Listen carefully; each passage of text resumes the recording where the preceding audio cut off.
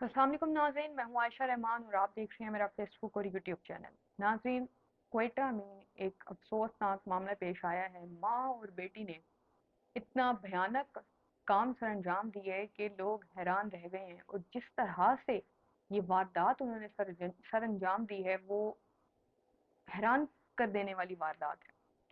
हुआ ये है कि तकरीबन जून के महीने में, इसी साल जून के महीने में, एक अफसोसनाक मामला पेश आता है। होता कुछ इस तरह से है, बच्चे खेल रहे होते हैं गली में है कि अचानक से उनको एक सेवरेज के पाइप से एक कटा हुआ हाथ नजर आता है। जब ये बच्चे देखते हैं तो ये अपने वालिदैन को बताते हैं और वालिदैन फौरन पुलिस को इन्फॉर्म करते हैं। पुलिस वहां पे पहुंचती है, क्वेटा की पुलिस, और वो इन्वेस्टिगेशन शुरू करते हैं और वो ये फैसला करते हैं कि उन्होंने इस पूरे पाइप को सर्च करना है, इस पूरे पाइप को खोदना है, देखना है कि कहीं और कुछ और मशकूक चीजें ना मिल जाएं। कुछ इस तरह के कटा हुआ हाथ मिले तो हो सकता है कुछ और भी मिल सकता है। पुलिस अपनी तफ्तीश शुरू करती है और पुलिस अपनी इस तफ्तीश में कामयाब भी हो जाती है। पुलिस को ना सिर्फ ये कटा हुआ हाथ, बल्कि पुलिस को उससे 13 और इंसानी अज़ा भी बरामद हो जाते हैं इस सेवरेज के पाइप से। अब पुलिस के सामने ये एक ब्लाइंड मर्डर होता है। पुलिस तफ्तीश अपनी शुरू करती है और पुलिस के पास इस टाइम तक कोई क्लू नहीं होता कि अब तक की तफ्तीश के मुताबिक पुलिस के पास ना कोई क्लू होता है, ना पुलिस को पता होता है कि ये आइडेंटिफाई इसको किस तरह से किया जाए है कि ये बेसिकली बंदा कौन था और किस तरह से वो उसकी आइडेंटिफिकेशन करवा सकते हैं।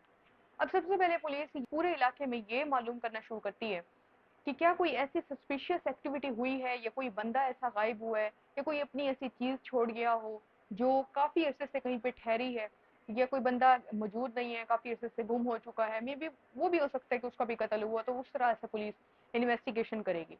पुलिस को ये पता चलता है कि काफी टाइम से एक टैक्सी है जो एक पार्किंग में ठहरी है और उसको कोई लेने के लिए नहीं आया या उसको कोई यूज नहीं कर रहा।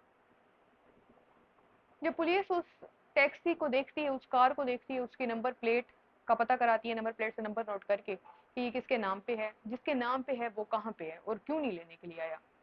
पुलिस जब ये इन्वेस्टिगेशन शुरू करती है तो पुलिस को ये पता चलता है कि ये जो गाड़ी है ये यहीं के रहने वाले किसी शख्स की है, और वो शख्स अब इस टाइम यहाँ पे मौजूद नहीं है। जब उसके घर वालों से पूछा जाता है, उसकी बीवी से, उसके बच्चों से, तो वो कहते हैं कि ये जो हमारा खातून कहती है कि जो मेरा शोहर है वो कराची गया हुआ है, मुझे बोल के गया था कि वो कराची जा रहा है, तो मुझे यही इन्फॉर्मेशन है बस।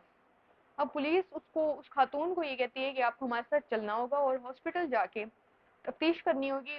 बॉडी जो है वो काबिल शनाख्त नहीं है, लेकिन मे भी आप फिंगर से, हाथों की मदद से, ये इस तरह के जितने भी हैं शायद आप पहचान लें।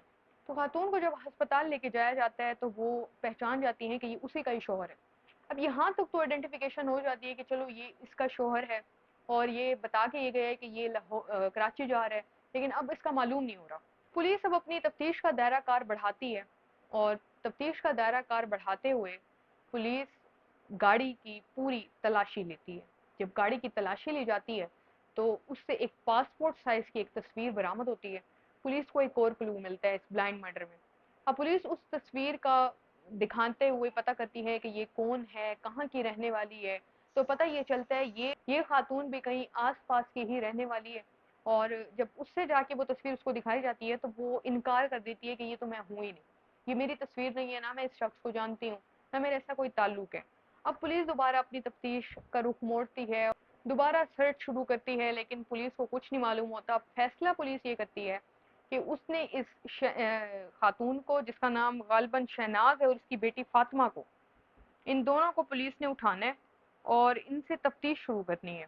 पुलिस जैसे ही, आगे मैं आपको नाम कंफर्म कर दूंगी, तो जैसे ही पुलिस इनको पकड़ती है, इन दोनों की अलग अलग तफ्तीश शुरू करती है, और पुलिस मामूल के मुताबिक इसकी बेटी को ये कहती है कि हमें पता चल चुका है कि ये कत्ल किसने किए, और तुम्हारी माँ मान चुकी है, तमाम चीजें हमें बता चुकी है, तो ज्यादा फायदा नहीं है अब हमसे छुपाने का। ये पुलिस चालाकी करती है। अब वो लड़की जिसके दिल में पहले से एक चोर होता है वो मान जाती है कि मे बी मेरी वालदा ने बताया, और वो इकरार कर लेती है कि ऐसा ऐसा हुआ। ये जो शख्स था ये हमारे घर आया करता था और ये माँ या बेटी में से किसी एक को ब्लैकमेल कर रहा था, और इन्होंने ये प्लान बनाया कि इन्होंने इस शख्स को अपने घर बुलाना है। और इनका जो शोहर था वो इस्लामाबाद, इन्होंने उसको भेज दिया किसी काम के सिलसिले में, और वो वैसे भी इस्लामाबाद ही रहा करता था। انہوں نے یہ پلان بنایا کہ انہوں نے اس شخص کو دعوت دینی ہے. ایک رات انہوں نے بلایا, اس کو کھانا وانا کھلایا, نیند کی گولیاں دے دی, وہ بے ہوش ہو گیا. اگلے دن وہ چلا گیا, ان کو موقع نہیں ملا اس کو قتل کرنے کا. لیکن اگلے دن وہ گھر جاتا ہے, دوبارہ ہی اس کو بلاتے ہیں کہ آؤ ہمارے پاس دوبارہ سے دعوت کے لیے.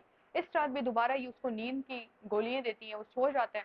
تو یہ اپنا کام شروع کرتے ہیں اور اس کے جسم کے ٹکڑے کرنا شروع کر دیتے ہیں اس بے ہوشی کی حالت میں, اور اس کے 13 ٹکڑے کر کے صحیح موقع ڈھونڈ کے اس کو سیوریج کے تھرو اس کا بہا دیتے ہیں, اور جہاں سے یہ قتل کا پھر پتہ چلتا ہے. یہ بلائنڈ مرڈر ہوتا ہے, اور یہ اس طرح سے گتھی سلجھتی ہے کہ یہ جو شخص تھا یہ ان کو بلیک میل کر رہا تھا.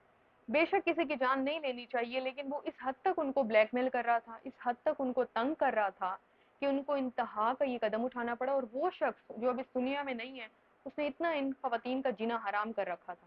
یہ کوئٹہ کی تفصیلات ہیں, اور کوئٹہ پولیس نے تقریباً 28 سے 30 دنوں کے اندر اندر اس بلائنڈ مرڈر کی جو گتھی ہے اس کو سلجھایا, کلپرٹس کو پکڑا اور ان پہ چارج جتنے بھی تھے وہ چلائے. یہ ڈیٹیلز تھی اس کیس کی جو کوئٹہ میں افسوسناک معاملہ پیش آیا ہے. فردر اپڈیٹس کے لیے اکاؤنٹس کو فالو کر لیں. اگر ابھی تک بھی آپ نے چینل کو سبسکرائب نہیں کیا, ویڈیو کو لائک نہیں کیا, تو ویڈیو کو لائک کر دیں, چینل سبسکرائب کر دیں. اللہ حافظ.